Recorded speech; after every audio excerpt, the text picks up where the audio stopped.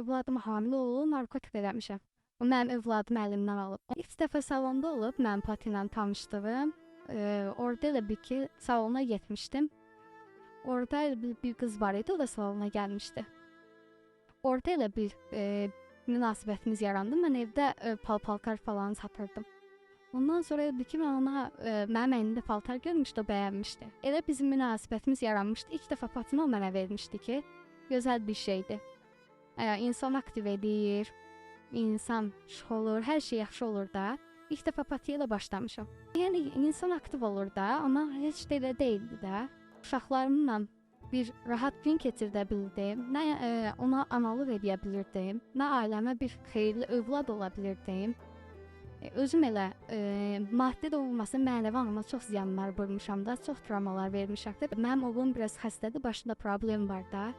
1 yaşı var o uşağın. Mən onu yəni elə bir şəkildə döymüşəm ki, hələ də o mənim üçün həyatda ən ağır travmalardan biridir.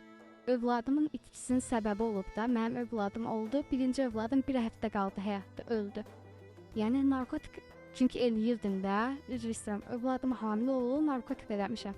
O mənim övladım əlimdən alıb. Onda ən ağır travmalarım olub. Yəni övladım oldu, 1 həftə qaldı, öldü. Sonra oğlum oldu. Oğlumu da eləncik narkotik təsiri altında döyməyim. Yəni o uşağı olmazda başına heç yerə, yəni bir yerə dəysə, yəni o uşağı hər an, hər saniyə nəsə ola bilərdi. Amma onu elə bir şəkildə döymüşdüm ki, Allahın bir möcüzəsi idi ki, o uşağı heç nə olmamışdı.